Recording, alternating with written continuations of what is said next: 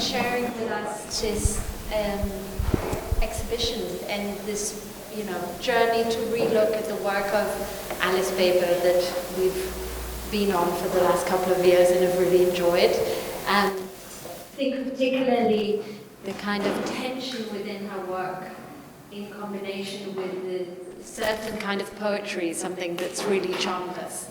And we have been very lucky along the way with support in looking at her work again from a whole group of collectors, but also curators like Lydia, who's here, and the Alice Baber Project, who've been compiling a lot of information about Alice's career, which has been, a bit, underexplored, I think. So it's nice to be all together and look at it.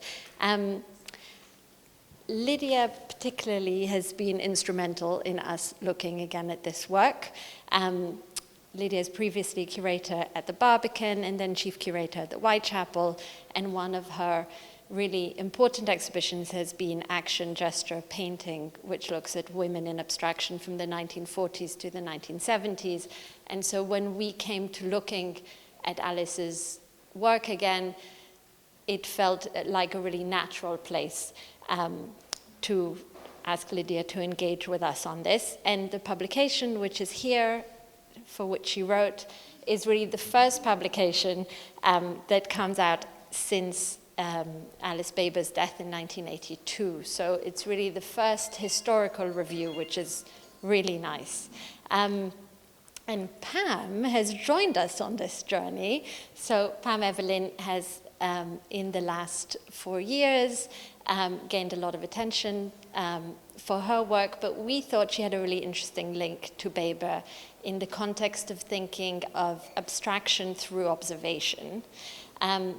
Baber spoke in a conversation with Carl Forrest, which is published in this book in 1972, and said in this conversation about that it's really interesting to look and distinguish painters for whom color was an obsession. And Pam is definitely one of those. So it's nice to share this together. So before we open up our conversation, like Alma said, I think Alice Baber is one of those artists whose name maybe many of us heard, some of us didn't in the last few years, but interestingly enough, for an artist of her caliber, we don't all know much about her, and I think it's not irrelevant to say a few words about who she was, when she worked, and what is the subject of our conversation today. So Alice was born in Charleston, Illinois, in 1928.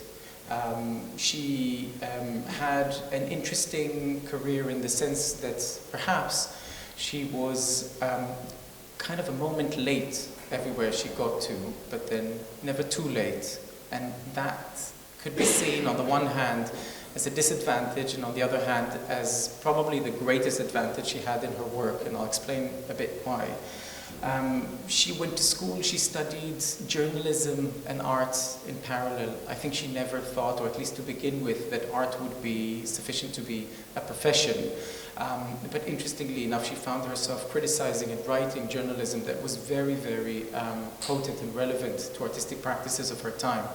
And that opened a kind of parallel path in her life, and something she would go back to later in her career as someone who worked as a curator, as a writer, as a thinker, as an educator, and a very serious one that I think that part hasn't been explored yet, but hopefully with projects like the Alice Baber Project and others, there'll be space eventually to also discuss this side of her contribution, but I will mention a few words about that. When she arrived to New York, the year is 1951.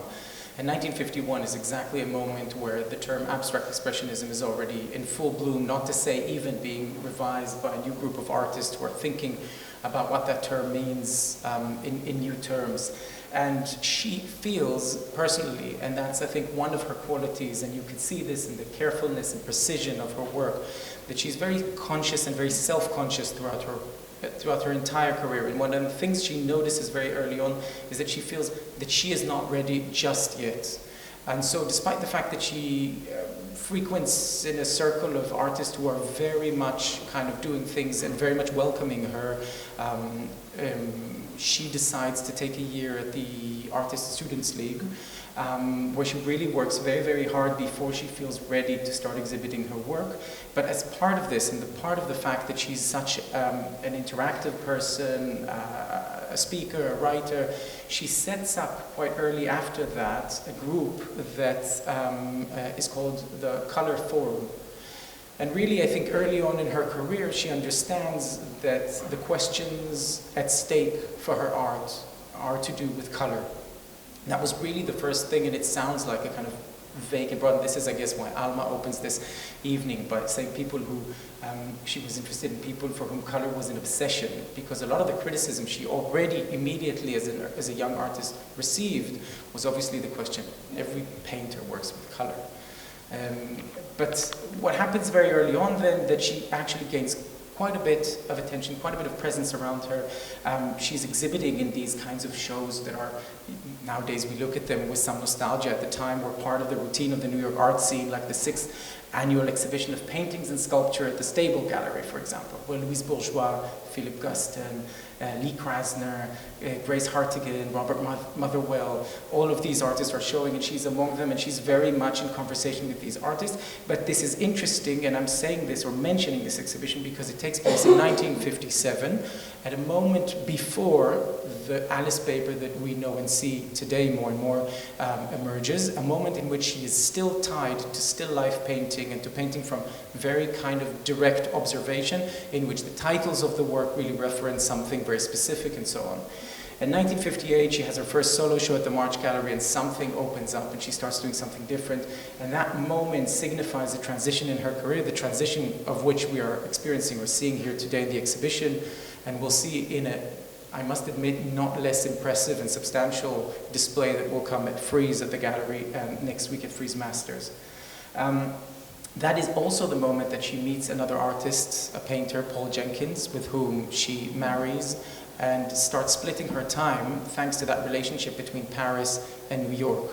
So comes a decade in which she's really traveling back and forth, and Alice Baber is a traveler all throughout her life. She journeyed and traveled a lot in Latin America, in Japan, in Italy, in other places.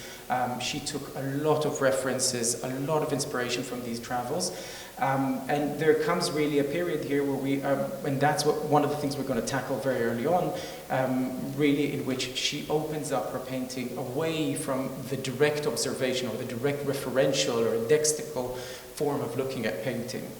Her marriage with Paul Jenkins was not long, but it was significant. Her relationship to artists in Paris or in France, like Joan Mitchell and others who were present from the American group who were traveling there, is significant.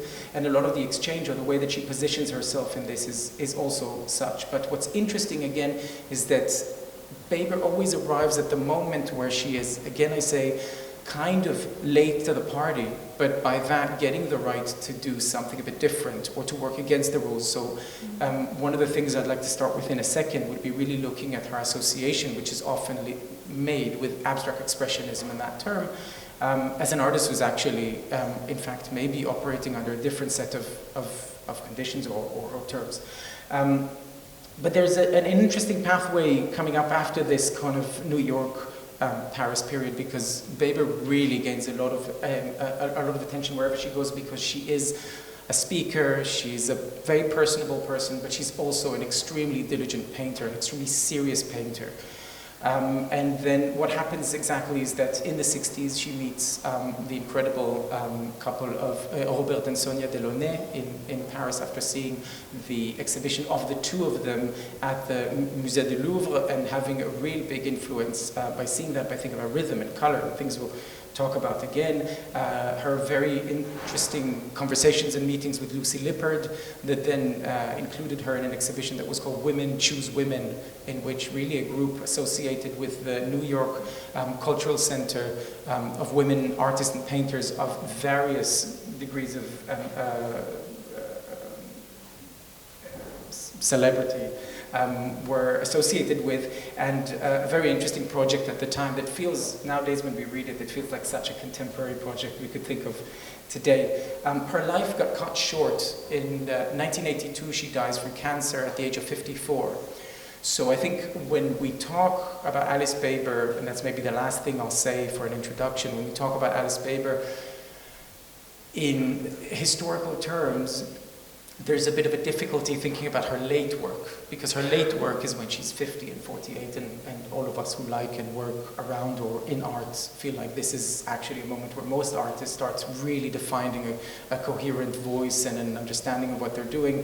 And in that sense, that's very clearly the case also with her. So just to give kind of an idea of the space around us, in the next room, you'll see some examples on the right-hand wall of very colorful, very saturated paintings that all come from the 1950s. So these are really the early moments in which he departs from figurative painting that was very connected to spherical shapes and so on. And then the rest of the exhibition really moves through the 60s and 70s, leading up to works that I think these two works here come from really the last years of her life. But again, these are years where she's not, she's extremely healthy at the point where she's working, she's extremely engaged, and we'll start unpacking these.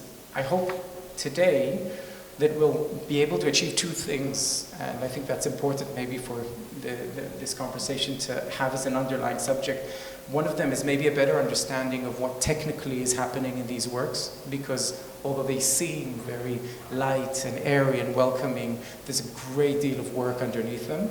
And the second thing is really, and that's a question that's been, I think, leading Alma and Daniela and everybody at the gallery working on this project for such a long time, is, again, with works that feel so welcoming, so open, what really stands at risk. So what is the risk Alice Baber is taking when she enters her world of imagery and of figure and of color, of light? But I'd like to start by asking Lydia, if you don't mind, to kind of maybe touch upon that historical context of where is Alice Baber working, against who, what is that historical moment in which she's in? Thank you, Yuval. Alice Baber enters the New York art scene at the tender age of 22, 23 years old. It's 1951. And to give you an idea of kind of her position, she's what you might think of as a second wave or second generation abstract expressionist. Her peer group might include people like Grace Hardigan and Joan Mitchell, who are 5, 7 years older than her. But it also includes somebody like Helen Frankenthaler, who's exactly her age. And Frankenthaler, in contrast in some ways to Baber, has already arrived. And that's in part because of her circumstances, I think. Baber comes from the Midwest. She's raised between Kansas, Illinois, and the Everglades of just outside of Miami, Florida. She's kind of shuttled back and forth for a number of years, partly due to her health and her mother's health. So she doesn't quite have the same access to schools, teachers, books, libraries, things like this. Hardigan, by contrast, attends Brearley and Dalton's private schools. At Dalton, her teacher is Rufino Tamayo, the famed Mexican painter, and then she's probably 16 or 17 years old. So she's already got this kind of impressive credentials and training, whereas, Baber, by her own admission, arrives in New York as quite unformed. So, she has to, get up to speed, taking classes at the Art Institute, not the Art Institute, the Art Students League, excuse me. Also, she really says her teachers are her artist friends and museums, because this is kind of the first big exposure to museums. I think she said she visited the Ringling Museum, which is like a circus or something, a circus that formed a museum in Florida. So, that's kind of the caliber of the, museums she had access to growing up. But she did have some important teachers. She went to a women's college initially in the Midwest, just outside of St. Louis. I think it's around 1946, 47. And at that time, actually, Guston is teaching in St. Louis, and some of her teachers, or I don't think there was so many teachers, there's maybe one main teacher who had some of Guston's influence. So it's not like she didn't know, what was going on. Guston at that time obviously was still painting figuratively, and I presume that Baber was also painting figuratively as a student. But she transfers to a bigger school, the University of Indiana in Bloomington, Illinois, and that school, at that school she studies under a guy called Alton Pickens, who's also a figurative painter, more kind of in a surrealist tradition. So, but I think those were already kind of stepping stones into the New York school or the New York art world, because, Pollock and de Kooning and Guston and all these people were figurative painters, initially painted on the Works Project Administration, the WPA. So there was already this kind of tradition. And yeah, Baber, was doing initially still lives and also apparently interior scenes in 55, 56, 57, around that time. But yes, I think she doesn't quite fit the paradigm of the abstract expressionist painter, nor perhaps the color field painter that Frankenthaler or some other peers might better resemble. But can I ask, why not the color field? So I feel like, or why not the abstract expressionist also? Mm-hmm. I mean, by like the mid-50s, Frankenthaler's having a lot of shows. Baber is still, I think, struggling with her voice and where she fits in. She, does not, she arrives at the kind of painting of, working with color and diluting it, and also working more in an abstract manner in some ways, because she was painting in oils and watercolors in tandem. So I think the watercolors, and there's examples here in the room, and even in the late 50s, early 60s in the smaller room, you see these oils and watercolors side by side, and she's drawing on some of the techniques that she picks up from watercolor and transferring it to canvas. What one of her, I think, things that she's known for, and probably quite in contrast to color field painters, is that she's very careful and meticulous, as you've hinted before, in the way that she applies the paint, in which she thins the paint, in which she developed a technique called sink and lift, sorry. So she would use some linen rags to remove thinned oil paints from the surface, or initially she also did that with watercolor, whereas the color field painters would be staining a canvas. They'd be allowing the paint to run through ungessoed surface and seep into the weave of the canvas. So first of all, yeah, exactly. And if I can sharpen this even further. So I was reading Lydia's essay today again, and I was impressed to what detail you went into that question in your essay, exactly of those techniques, and you made a very interesting distinction there. And I noted it to myself. I think it's worth kind of mentioning it, about that staining of raw canvas by people, early Frankenthaler, Sam Francis, Morris Lewis, and then Frankenthaler moves to a system that she calls soak and stain, which is mostly based on oil-thinned paint with turpentine on the raw canvas. But then you mentioned that Paul Jenkins, with whom she's exactly around this period starts frequenting, is pouring thinned paint onto primed canvas. So something else about the canvas doesn't accept the paint anymore in this way, and it starts floating. And indeed in Baber what we're seeing, and we're seeing very different effects between the papers and the canvases, and that's what I'm going to ask you about, Pam, just now. But the idea of her method, which she calls, and interestingly enough, not soak and stain, but sink and lift. And there's something to do about the lift, and I think we could start talking about something that has to do with the idea of these primed canvases where the shapes are really floating on top of them.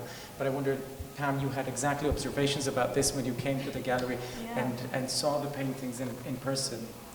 Yeah, well, what struck me initially was the scale, because I think another distinction which really kind of separates her from a lot of her contemporaries is the fact that it lives almost amongst the easel still.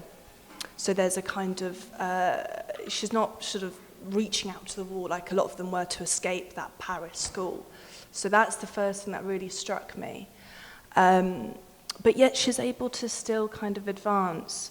And even when looking at the still lifes that she did, and then she sort of obliterated, she's slowly, I think the word is slowly kind of separating her way from that still life observational place. But as you say, she's still working from observation. This obliteration comes through, and maybe perhaps that's what's taking place materially with the removal and reducing that I see happening in this room. I mean, more notably, actually, with the canvas paintings, where you see that, unlike the watercolors, where she's allowing the paint to almost dictate the drawn line, and there's this sort of conversation going on between the negative and positive space, and I sit and look, and I'm sort of wondering, when she was making these, was she actually observing the action of the paint, or was she observing the negative space? And what was dictating that plane, pictorial plane that she was then observing? Then I look at the canvases, and it's almost a completely different application. Now, I don't know if I have this right, but it's almost as if the placements of colour has almost been considered, perhaps taken from the watercolours, because there's a decisive action happening, and then there's a removal and shift and a slight alteration. So actually they're behaving completely differently to the watercolours. And as a result, I think they're very different paintings. This is exactly it. So I think one of the difficult things is exactly to start thinking about what happens here. So going back historically speaking, the story that Baber tells us is that this starts with a lucky accident, working on watercolors and feeling that she needs to clean something with tissue, and that tissue suddenly leaves this blot of color on the paper, and she's suddenly taken aback by the movement that was so uncontrollable.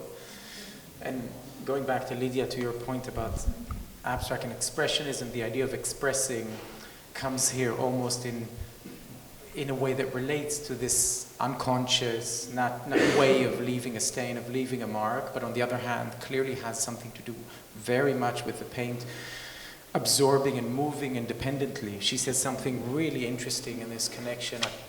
Actually, speaking of color, she says, color makes light. Some light moves over the surface as if the wind was moving it. And that was the kind of color that first interested me.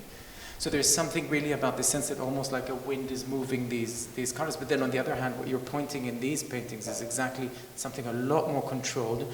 But Lydia, correct me if I'm wrong, but there is a process of staining there as well, and removing of the color using the tissues in order to create transparencies, right? Yeah, I think in her process, the lifting or the removing of some of the pigment is as important as the original application of the color, because she is not only interested in color, she's really interested in light. And she talks about how this accident of having removed some of the pigment from the surface created a lighter shade that, instead of having to kind of maybe contour, as she would have done in an oil painting, having just removed some of the color already made a kind of nuance and as if light were filtering through the canvas. She also connects color and light to movement. So I think all these three things are, moving throughout the canvas. I used in an epigraph a quote by Hans Hofmann: "In nature, light creates color. In painting, color creates light." I think one of the other quite interesting things is that she's also looking at a lot of other painters. It's not like she's kind of jettisoned the history of art. For example, she talked about Fragonard's Swing in the Wallace collection as being a very influential painting for her.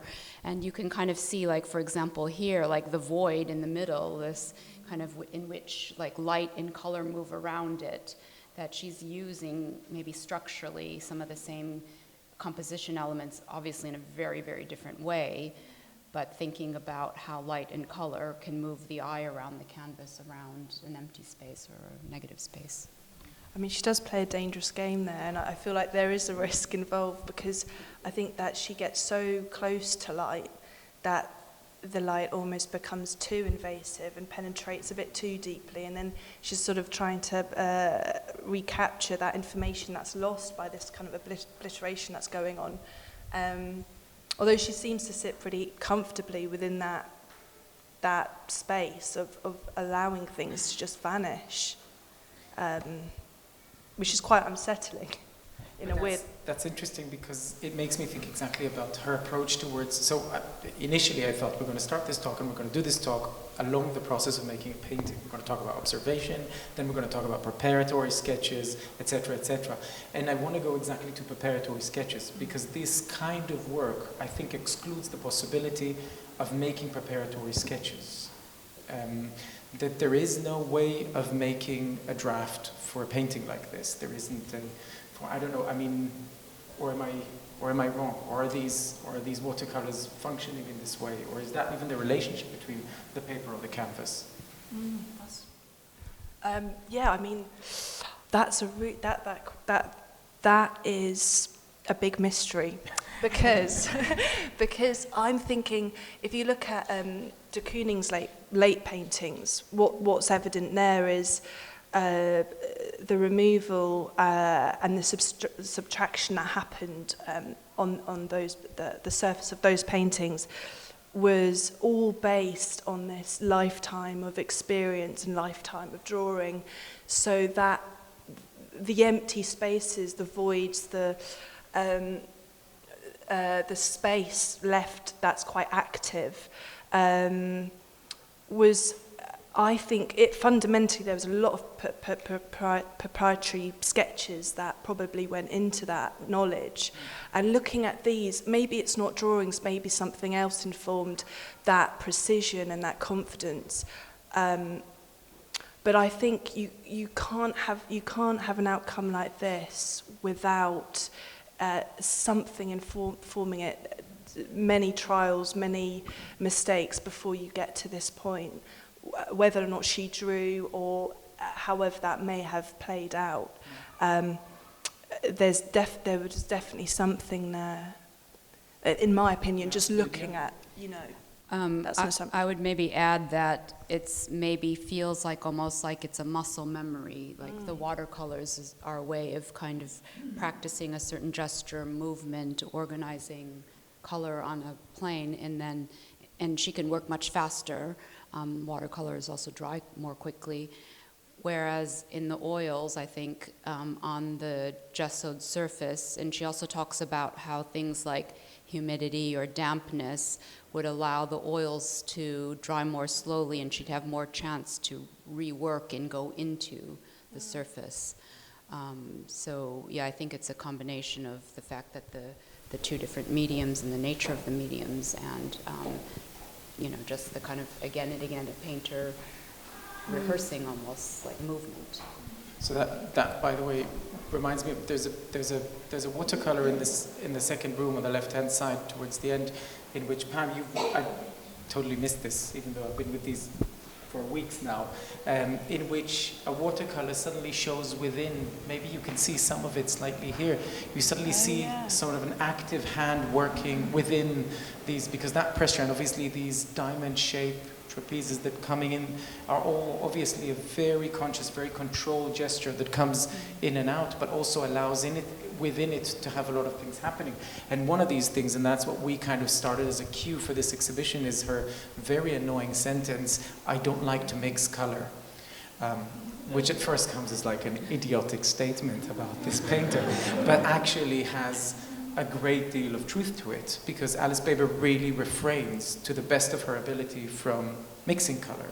So color mixes itself, color works about transparency, color is overlaid on top of each other, but actually the palette is quite rigid, is quite ready-made, and works through transparencies. It doesn't work through the idea of mixing a lot. I wonder, and it also moves in this way. I don't know if you have anything to say about this. Also, yeah. Well, if we're still slightly talking about drawing, kind of loosely, actually, no, maybe that's, I don't know. Well, I was just kind of, I thought of, I think she looked at a lot of painters and learned from a lot of painters and sculptures to sort of get to this point. I mean, I even saw Rodin, you know, his watercolours.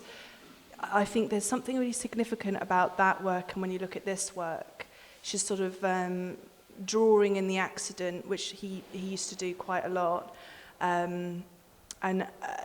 So I think, as you say, those really subtle moments within the paint are all the clues to what she probably was looking at and sort of studying and took for her own. And it's in the handwriting in those moments when you see it.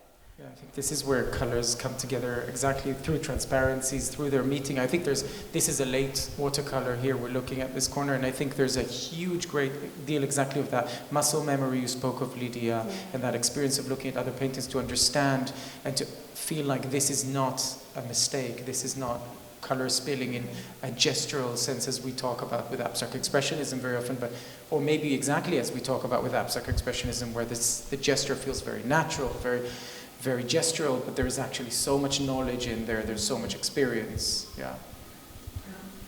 I mean, she does as a student say that she didn't really love painting until, I guess the art students get a pack of 8 oils or something that you then have to mix the basic colors, and she didn't really like painting until she started being able to buy like every single tube of paint and purples and oranges and all these other colors, that she developed this love. And I think also it was really her exposure to being in France, seeing people like the Delaunay's, and looking at the more kind of colorist traditions, that her palette opens up and lightens up in many ways. Maybe she was using paint previously in the late 50s, early 60s, almost still thinking about paint as modeling or trying to kind of create some kind of form. Coming out of still life, she's still thinking about kind of circular forms, but that eventually becomes, slips away, and it's no longer, the form is no longer so important.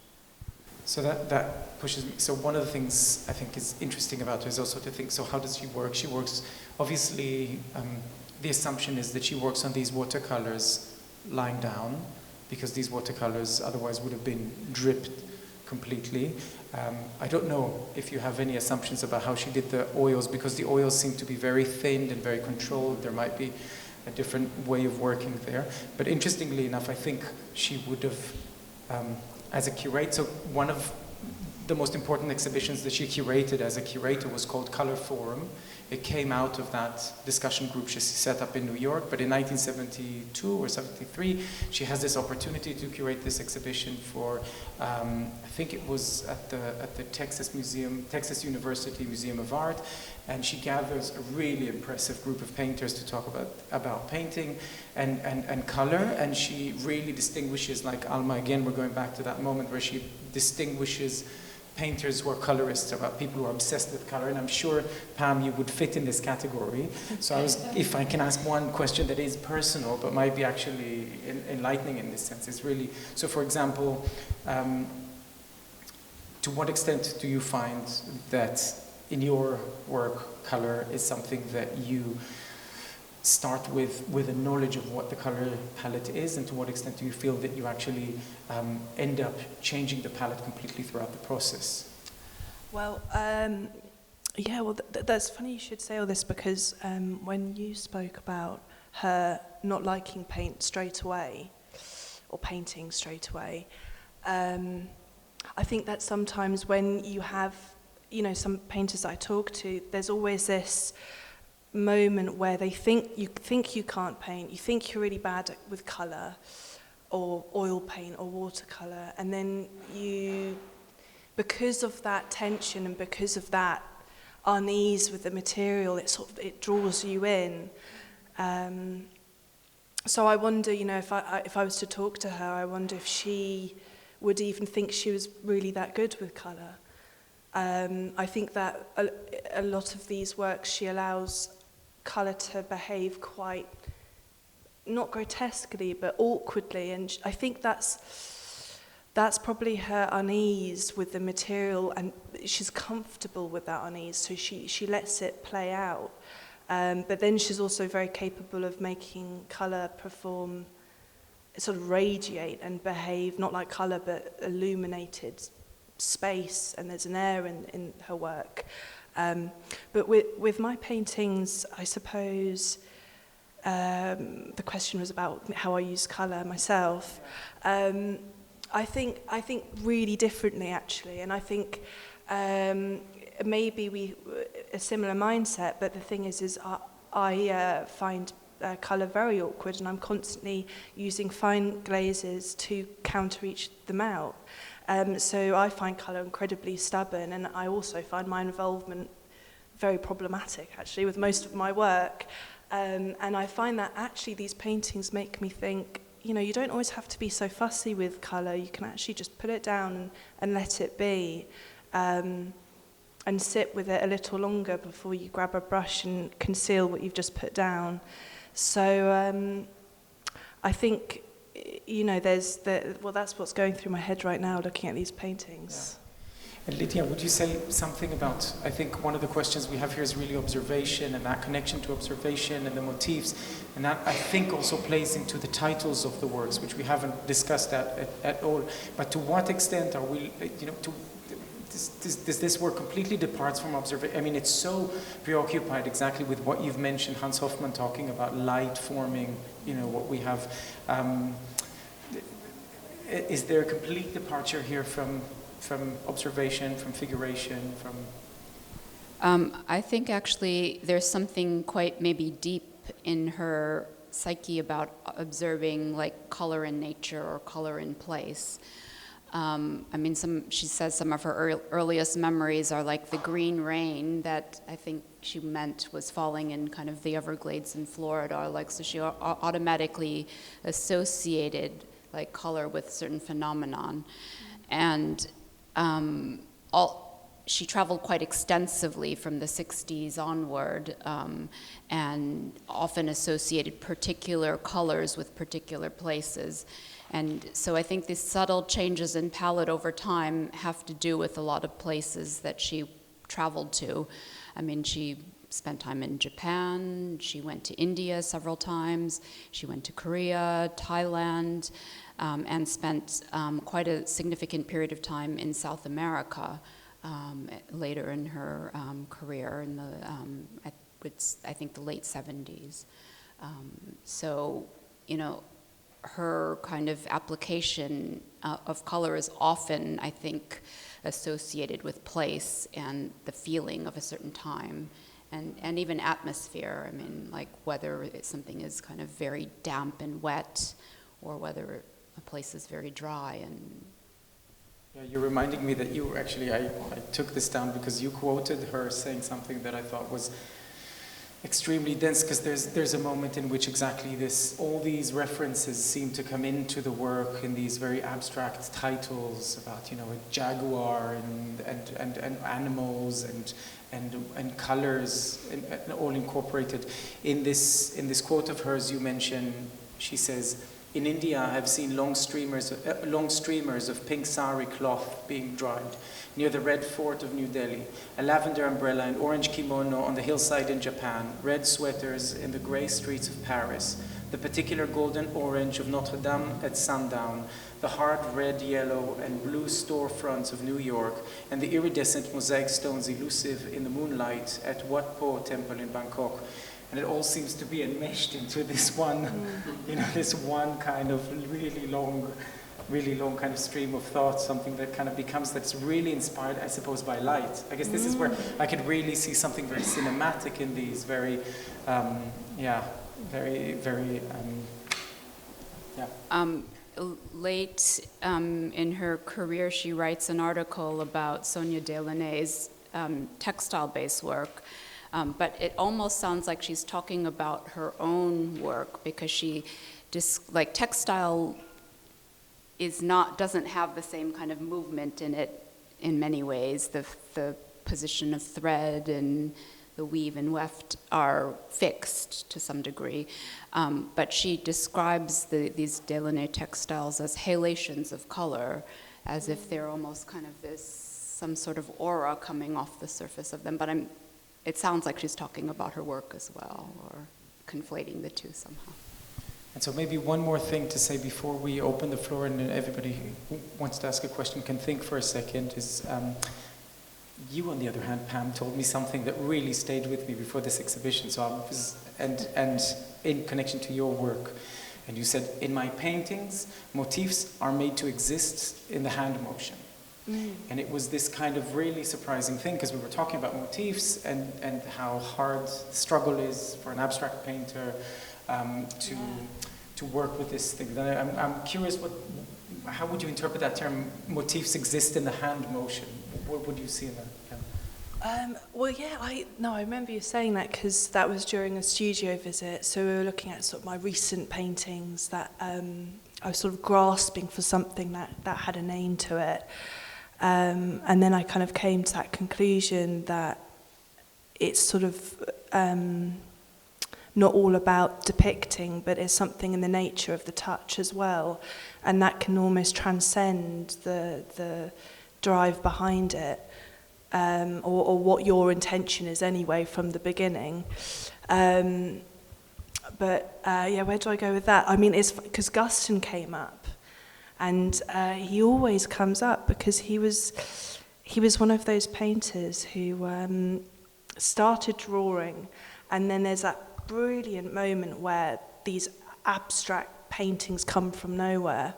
And I remember looking at that journey he had, and it's not like anything went missing in those paintings. It's not like he abandoned what once existed with his more descriptive works.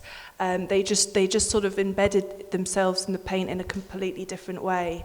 And that's sort of where I was with the recent works that I've been making, kind of in that headspace of... To me, it stayed with me exactly, this idea of thinking of motifs in the hand gesture. That connection to observation, to looking at the world, and then to kind of leaving that trace, not in something that is kind of understandable. Yeah. And I thought that was that gave me an entrance point here, oddly enough, in the last 2 weeks. So that's really, if anybody has any questions they want to raise or ask, yes, please. Yeah, I'd like to ask. Hey, just 1 second, I'll get you a microphone. If you compare the works, her works on paper and her works on canvas, it's like she transcended into a more minimalist narrative when she moved into the canvas. And I really like echoing what you are saying, like she allows the light to get through the canopy of the forest, if you could say it so. So would you like to say something about the two kind of narrative, you could say the standard of narrative between the work on paper and the work on canvas? Well, maybe one interesting point is that, but it wasn't specific to canvas or paper, but an art critic, I think she was called Anne McCoy, wrote about Baber as being more aligned to people like Dan Flavin and James Turrell than, color field painters. And maybe I think there is something about the canvas where the color sits up on top of the surface versus the color sinking into the weave of the paper that maybe, there's something about, the kind of surface and the different surfaces she's working And I'll on. add to that in my view, what's interesting is to see how much those canvases seem so empty, and yet they feel so much more labored. And the watercolors that sometimes completely explode, and the colors are much stronger, and it depends. I really urge anybody here, if you manage to see the display at Frieze Masters, because, for example, some of the paintings here will be countered with paintings that show a very different sensibility in other moments. But there is, and suddenly these watercolors that make there's an interesting, Brandon? Oh, thank you. I noticed on the wall behind me there's an interesting quotation from her writing or talking, where she refers to her interest in the process of making a painting, aiming at a result that she wants to taste or eat even. And this is a slightly, one of you can explain the context of this remark, but if you think back to her interest in painting still life, before she became a so-called abstract painter, still lives are full of tabletops of food, cheeses and meats and fruit. And once you begin to think about this, which I have been doing, and without in the least wanting to suggest any kind of crude link between them, you have a hint of a kind of synesthetic or a cross-channel form of taste and decision-making between the visual and the kind of gustatory, whatever you like to call it. And this has not been mentioned so far, but it's a curious possible connection. Thank you so much for raising this, Brandon, because we kind of missed mentioning this. But this is such an interesting thing, and she returns to the synesthetic expressions very, very often. I'll say exactly the quote you mentioned was, when I first conceive of a painting, I must feel it, I hear it, I taste it, and I want to eat it. And by the way, now that you're saying this, I'm thinking about the first early paintings are all called oranges and parsimons. So, but there is, and also the other thing that she says on another occasion is, I start from the driving force of color, which she then parenthesis calls color hunger. And this is actually the name of the publication we did at the time, was Color Hunger, because there is something here to do with that exactly insatiable feeling towards color. At the same time, maybe this is also partly the reason of deciding not to mix colors, because maybe there's something in that gesture that really loves the colors as a thing. So thank you so much for bringing this up. We'll have one last question. Yes. No, absolutely. Thank you. This is a question for Pam, actually, because you've been talking about Alice's or Baber's use of light in her work, and having seen your work, and how you sometimes use kind of erasure of your gesture. You were talking earlier about how you sit in discomfort, and you've talked about this before, about how you kind of are, I don't know if you're comfortable, but you sit in comfort when you're working, and you're like erasing and kind of negating certain parts of your work. But what I am interested in knowing is, do you use or do you think of light when you are creating your own work, and do you think of kind of negative space and positive space when you are in a similar way when you are working? Yeah, well, I mean, that's... thank you so much for that question. I think that's something I think about sort of non-stop in the studio. It's there's these sort of strange physics that take place as soon as your hand makes connection to the linen. All of a sudden, you're describing, and there's a flat ground, and there's a horizon, and you're forever sort of being chased by those physical realities on a canvas. And then, of course, you've got the square, and then all you can do is just invent. That's how I go in. But I think that observation from the everyday, glimpses from notes, sort of mental notes that you make with the way that light may behave, or the way weather shifts, the way a tree may move, and how you can observe those subtle shifts. I think they sort of all slowly kind of manifest their way into how you then construct a painting. But it's incredibly subtle. And I think it's all about slowing everything down, and fundamentally I'd say that's mostly about looking. And I think every single painter deals with that fundamentally. Some more notoriously than others, perhaps, but yeah, it's quite evident. Thank you. In conclusion, I just have a confession that when we started this project, don't laugh. I think when Alma first showed me at least these paintings, I must admit my instinct was, there's something about this harmonious color palettes, these airy spaces that felt, is this too nice? You know, and I think this is, but I think what came to be clear very, very, very quickly when seeing them in person, because the first encounter with paintings today is usually as a JPEG, is to see how much is at risk here. How much is at risk here at a time of working against the background of abstract expressionism and color field painting? How much is at risk here in the idea of trying to think of yourself as a painter who really gradually narrows down the question of the relationship between color and light to the point in which everything else becomes so